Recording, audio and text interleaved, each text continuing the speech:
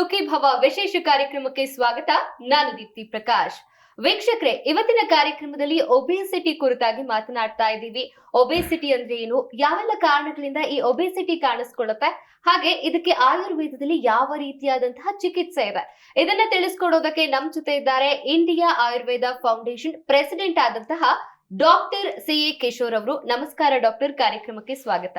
ನಿಮಗೆ ಮತ್ತೆ ಸಮಸ್ತ ಜೀ ವಾಹಿನಿ ವೀಕ್ಷಕರಿಗೆ ನಮಸ್ಕಾರ. ಡಾಕ್ಟರ್, ಈಗಂತೂ ಒಬೇಸಿಟಿ ಅಂತೂ ಎಲ್ಲರಲ್ಲಿ ಕಾಣಿಸ್ಕೊಳ್ತಾ ಇದೆ ಅಂತ ಹೇಳ್ಬೋದು. 95% ಪೀಪಲ್ ಅಲ್ಲಿ ಒಬೇಸಿಟಿ ಅನ್ನುವಂಥದ್ದಿದೆ. ಈ ಒಬೇಸಿಟಿ ಅಂದ್ರೆ ಏನು, ಯಾಕಾಗಿ ಇದು ಕಾಣಿಸ್ಕೊಳ್ತಾ ಇದೆ?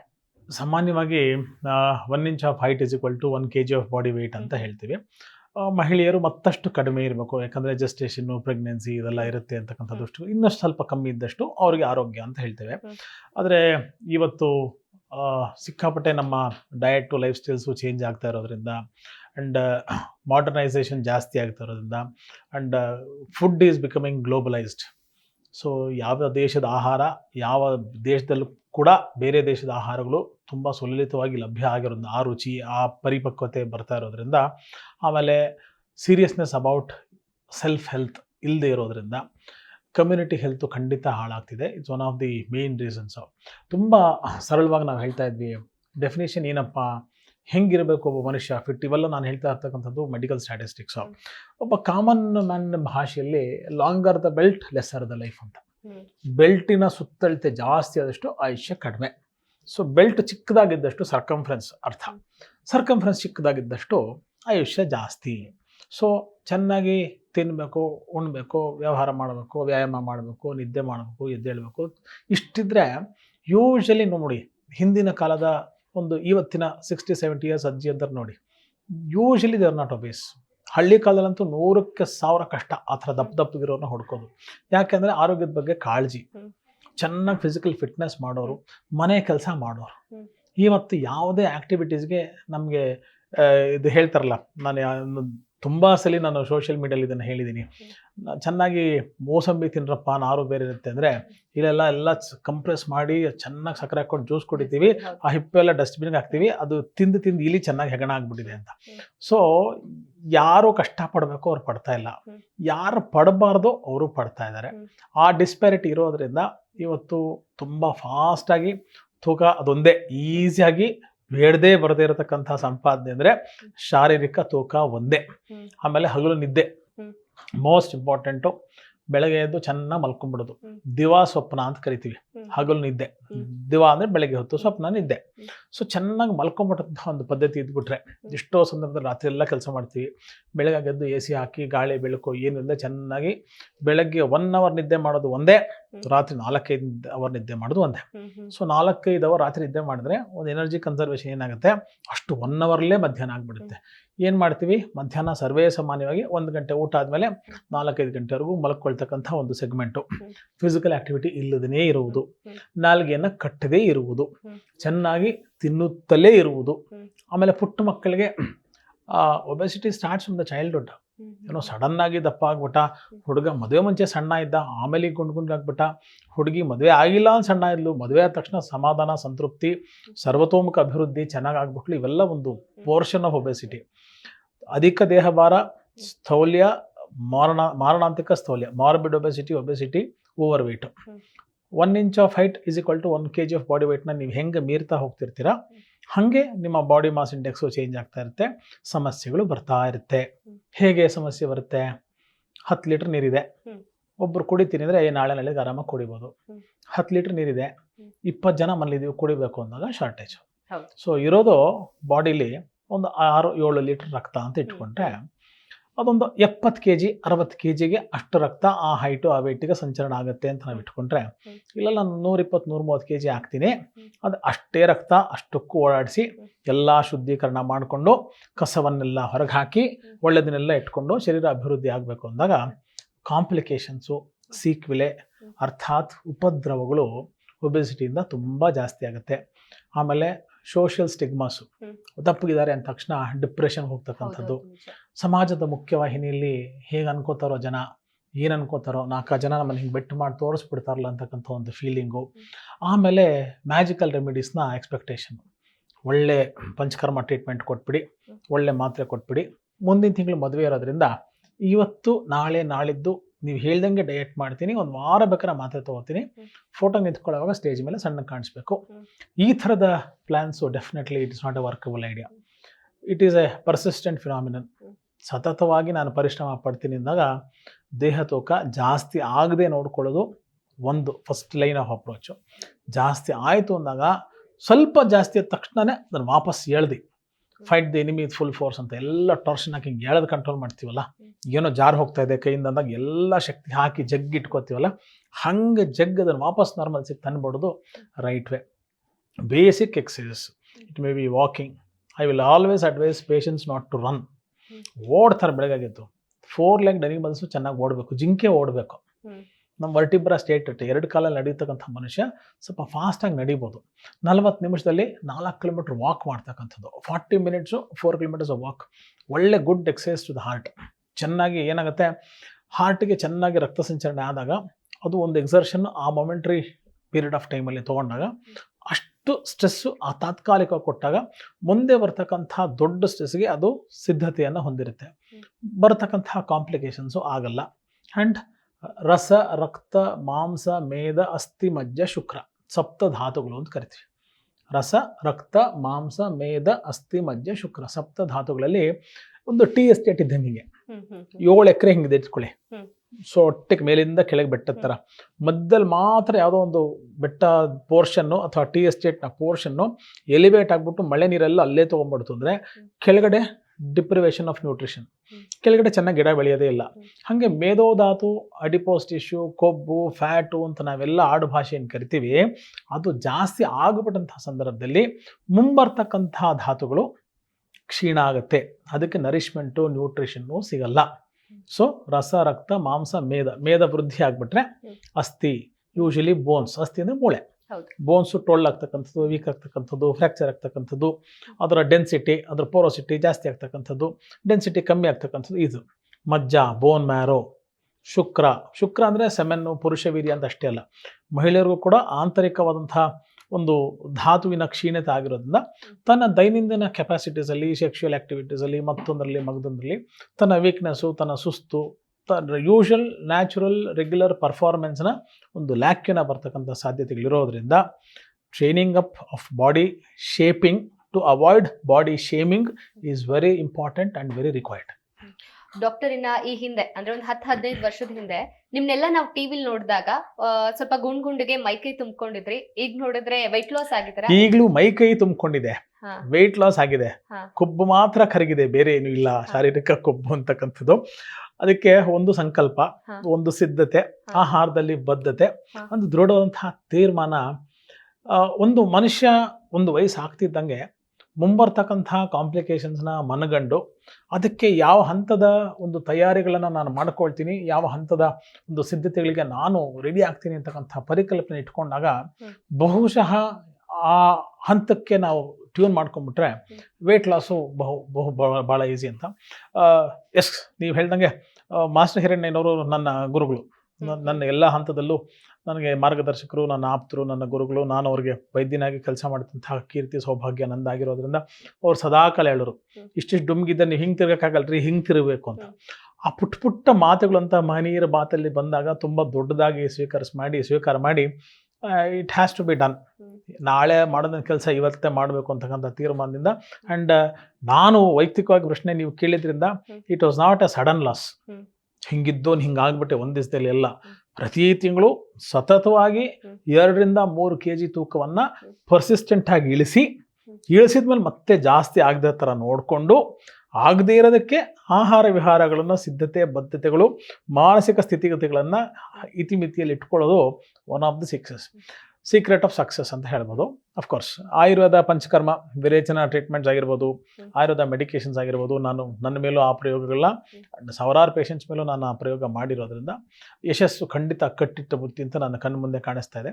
ಸೊ ನಾನೇ ಸರಿಯಾಗಿಲ್ಲ ಅಂದಾಗ ಇನ್ನೊಬ್ರಿಗೆ ಹೇಗೆ ಸರಿ ಮಾಡೋದು? ನಾನು ದಪ್ಪ ಇದ್ದಾಗ ನಾನು ಸಣ್ಣ ಆಗಬೇಕು, ನಾನು ಸಣ್ಣ ಆದಮೇಲೆ ಇನ್ನೊಬ್ಬರು ಸಣ್ಣ ಮಾಡ್ತಕ್ಕಂಥ ನೈತಿಕತೆ ನನಗಿರುತ್ತೆ. ಆ ದೃಷ್ಟಿಕೋನದಲ್ಲಿ ಒಬ್ಬ ವೃತ್ತಿಪರ ವೈದ್ಯನಾಗಿ ಸಣ್ಣ ಆಗಲೇಬೇಕು ಅಂತಕ್ಕಂಥ ಸಂಕಲ್ಪ ತೀರ್ಮಾನದಿಂದ ನಾನು ಸಣ್ಣ ಆಗಿದ್ದು. ಡಾಕ್ಟರ್, ಇನ್ನ ಬೆಳಗ್ಗೆ ಎದ್ದ ತಕ್ಷಣ ಬಿಸಿನೀರಿಗೆ ನಿಂಬೆಹಣ್ಣು ಹಾಕೊಂಡು ಕುಡಿದ ತಕ್ಷಣ ಫ್ಯಾಟ್ ಲಾಸ್ ಆಗುತ್ತೆ ಅಂತಾರೆ, ಇದು ನಿಜಾನಾ ಡಾಕ್ಟರ್? ನಿಂಬೆ ಹಣ್ಣಿಗೆ ಬಿಸಿನೀರು ಹಾಕೊಂಡು ಕುಡಿಯೋದು, ಹಾ. ಬೂದುಗುಣಕಾಯಿ ರಸ ಕುಡಿಯೋದು, ಹಾ. ಗೆರಕೆ ಹುಲ್ಲಿನ ರಸ ಕುಡಿಯೋದು, ಹಾ. ಬೆಳಗಾಗೆದ್ದು ಬರೀ ನೀರನ್ನ 4 ಲೀಟರ್ ಕುಡಿದ್ಬಿಟ್ಟೆ ಅನ್ನೋದು, ಹ್ಮ್. ತಾಮ್ರದ ಪಾತ್ರೆಯಲ್ಲಿ ನೀರು ಇಟ್ಕೊಂಡು ಕುಡಿದ್ಬಿಟ್ಟೆ ಹೌದು. ಅನ್ನೋದು, ಹಾ. ಆಮೇಲೆ ಬೆಳಗಾಗೆದ್ದು 11 ಗಂಟೆವರೆಗೂ ನಾನು ಏನು ತಿನ್ನದೇ ಇಲ್ಲ, 11 ಗಂಟೆ ಒಂದೇ ಸಲ ಊಟ ಮಾಡಿಬಿಡ್ತೀನಿ ಅನ್ನೋದು, ಹ್ಮ್.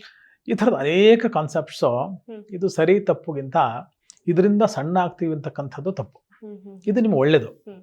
ಬೆಳಗಾಗೆದ್ದು ನೀವು ನೀರಿಗೆ ನಿಂಬೆ ರಸ ಹಾಕೊಂಡು ಕುಡೀರಿ, ಜೇನುತುಪ್ಪ ನೀರು ಹಾಕೊಂಡು ಕುಡೀರಿ, ಹಾ. ನೀರು ಹಾಲು ಕುಡೀರಿ, ಅರಿಶಿಣದ ಹಾಲು ಕುಡೀರಿ, ಬೂದುಗುಂಬಳಕಾಯಿ ರಸ ಕುಡೀರಿ, ಯಾವುದು ತಪ್ಪು ಅಂತಲ್ಲ. ಆದರೆ it cannot be equated to weight loss. ಹಿಂಗೆ ತೊಗೊಂಬಿಟ್ರೆ ತೂಕ ಸಣ್ಣ ಆಗ್ಬಿಡುತ್ತೆ ಅಂತಕ್ಕಂಥ ಯಾವ ಫಾರ್ಮುಲಾನೂ ಇಲ್ಲ.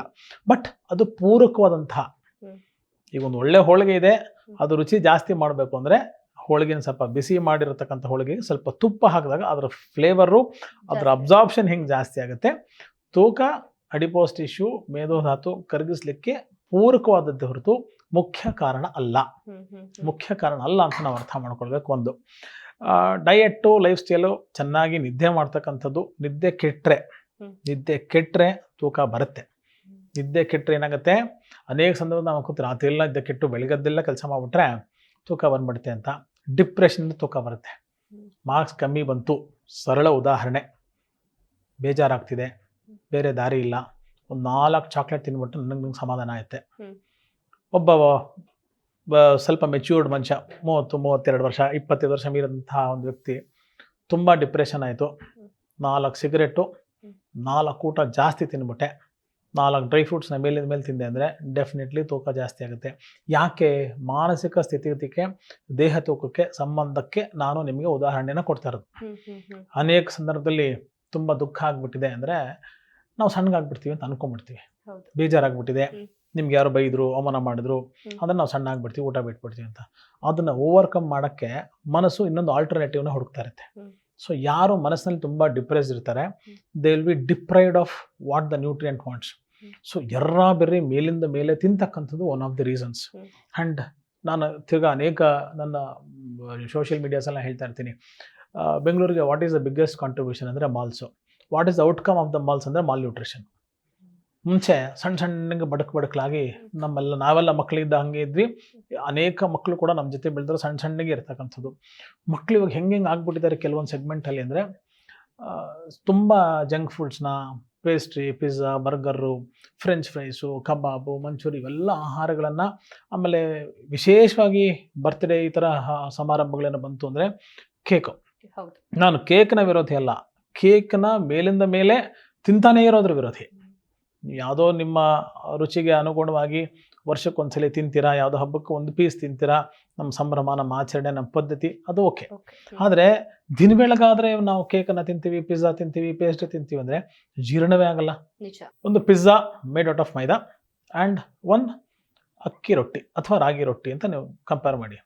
ರಾಗಿ ರೊಟ್ಟಿ ನೀವು ತಿಂದಾಗ 2 ಅವರಲ್ಲಿ ಸಂಪೂರ್ಣ ಜೀರ್ಣ ಮಾಡ್ಕೊಳ್ತಕ್ಕಂಥ, ಬೆಳಗಾಗೆದ್ದು ಚೆನ್ನಾಗಿ ಬಹಿರ್ದೆಸೆ ಮಲ ವಿಸರ್ಜನೆ ಆಗಿ ಹೊರಗೆ ಬರ್ತಕ್ಕಂಥ. ಯಾಕೆಂದರೆ ರಾಗಿಯಲ್ಲಿ ಸಬ್ಬಸಿಗೆ ಸೊಪ್ಪು, ಕೊತ್ತಂಬರಿ, ಜೀರಿಗೆ, ಅರಿಶಿನ, ಶುಂಠಿ, ಈರುಳ್ಳಿ, ಮತ್ತೊಂದು ಮಗದೊಂದು ಎಲ್ಲ ಸ್ಟಫ್ ಮಾಡಿ ನಾವು ಹಾಕಿ ಮಾಡೋಂಥ ಉದಾಹರಣೆ ಹೇಳ್ತದೆ. ಅದೇ ಒಂದು ನೀವು ಪಿಜ್ಜಾವನ್ನು ತಿಂತಕ್ಕಂಥದ್ದಾಗ ಒಂದು ಸಿಂಪಲ್ ಮೋಷನ್, ಇದು ಹೇಳೋಕ್ಕೆ ನಮಗೆ ತುಂಬ ಸಿಂಪಲ್ ಅನಿಸುತ್ತೆ, ಆದರೆ ಬೆಳಗಾಗೆದ್ದು ಒಂದು XYZ ಪರ್ಸನ್, ಪುರುಷ, ಮಹಿಳೆ, ಮಗು ಯಾರೇ ತಗೊಳ್ಳಿ, ಒಂದು ಮೋಷನ್ ಆಗಿಲ್ಲ ಅನ್ನೋದು ಆವತ್ತಿಗೆ ತುಂಬ ಚಿಕ್ಕ ಪ್ರಾಬ್ಲಮ್. ಏನು ಬೆಳಗ್ಗೆ ಮೋಷನ್ ಆಗಿಲ್ಲ ಬಿಡಿ, ಆಮೇಲೆ ಆಗುತ್ತೆ, ನೀವು ಬಿಸಿನೀರು ಕುಡಿದ್ಬಿಡ್ತೀವಿ, ವಾಕಿಂಗ್ ಹೋಗ್ಬಿಡ್ತೀವಿ ಅಂತ.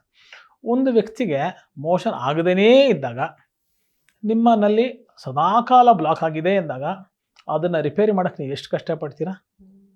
ಅಷ್ಟು ಕಷ್ಟ ಜೀವಂತ ಮನುಷ್ಯನಿಗೆ ರನ್ನಿಂಗ್ ಇಂಜಿನ್, ಅದು ನಿಂತೋಗಿರೋ ಇಂಜಿನ್, ಕಾರೋ, ಮೆಕ್ಯಾನೈಸ್ಡು, ಜೀವ ಇಲ್ದಿರೋದಕ್ಕೆ ಅಷ್ಟು ಕಷ್ಟಪಡುವಾಗ ಒಂದು ರನ್ನಿಂಗ್ ಇಂಜಿನ್ ಬದುಕಿಗೆ ಅದನ್ನು ರಿಪೇರಿ ಮಾಡೋಕ್ಕೆ ಎಷ್ಟು ಕಷ್ಟ ಆಗ್ಬೋದು? ಆಮೇಲೆ ಅಮೇರಿಕಾದಲ್ಲಿ ತಿನ್ನಲ್ವಾ, ಇಟಲಿಯಲ್ಲಿ ತಿನ್ನಲ್ವಾ ಪಿಜ್ಜಾ, ಇಂಡಿಯಲ್ಲಿ ಯಾಕೆ ತಿನ್ನಬಾರ್ದು? American life style, Indian life style, American quality of life, Indian quality of life, American X person at an X age being healthy, Indian X person at an X age being ಹೆಲ್ತಿಗೆ ಅಜಗಜಾಂತರ ವ್ಯತ್ಯಾಸ ಇದೆ.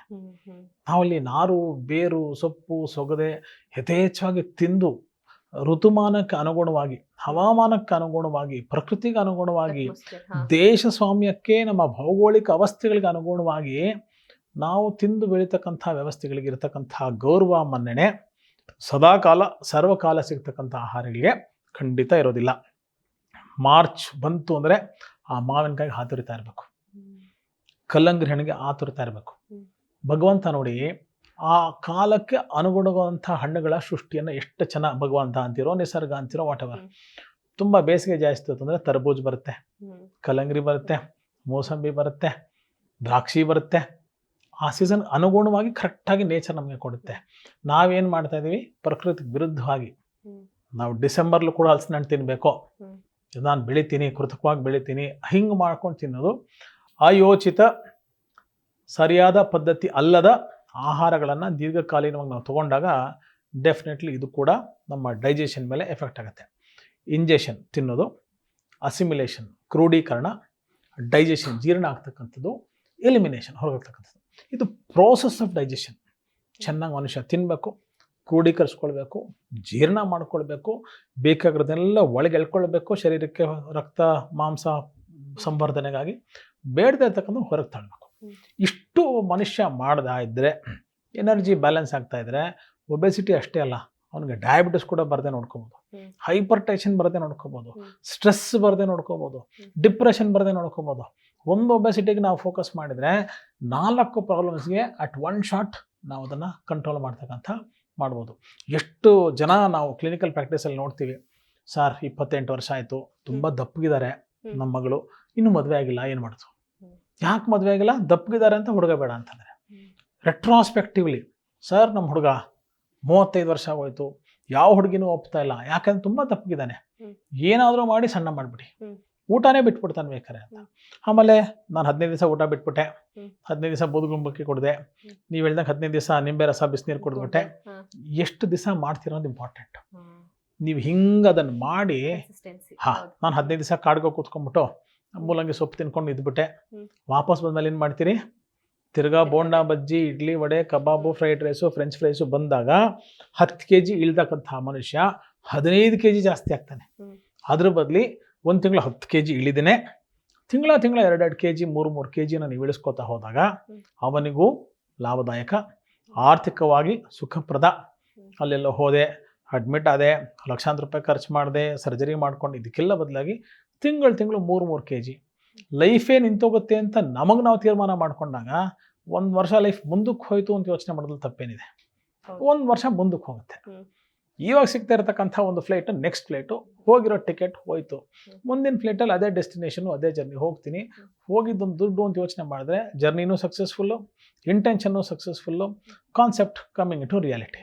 ಈ ಯೋಚನೆ ನಾವು ಮಾಡಿದಾಗ, especially medications in Ayurveda, diet, ವಿಶೇಷವಾಗಿ ಪಂಚಕರ್ಮ ಟ್ರೀಟ್ಮೆಂಟ್ಸಲ್ಲಿ ಏನಾಗುತ್ತೆ, ನಾವು ಪರ್ಸಿಸ್ಟೆಂಟ್ ಪೀರಿಯಾಡಿಕಲ್ ಆಗಿ ಸುಮಾರು ಒಂದು 7 ಡೇಸು, 14 ಡೇಸು, 21 ಡೇಸು ಹಿಂಗೆ ಪ್ಲ್ಯಾನ್ ಮಾಡಿ, ಉದ್ವರ್ತನ ಆಗಿರ್ಬೋದು, ಆಭ್ಯಂತರಿಕ ಸ್ನೇಹನ ಆಗಿರ್ಬೋದು, ಅಭ್ಯಂಗ ಅಂದರೆ ಮಸಾಜು, ಪೌಡರ್ ಮಸಾಜು, ಈ ಥರದ ಕಾನ್ಸೆಪ್ಟ್ಸಲ್ಲಾಗಿ ಅನ್ವಾಂಟೆಡ್ ಎಂಡೋಟಾಕ್ಸಿನ್ಸ್ನ ಅಥವಾ ನಾವೇನೋ ದೂಷಿ ವಿಷಯಗಳು ಅಂತ ಹೇಳ್ತೀವಿ, ಅದನ್ನು ಶರೀರದ ಸಂಪೂರ್ಣ ಹೊರಿತಕ್ಕಂಥ ಪ್ರಯೋಗಗಳನ್ನ ಮಾಡಿದಾಗ ಡೆಫಿನೆಟ್ಲಿ ತೂಕ ಕಮ್ಮಿ ಆಗುತ್ತೆ.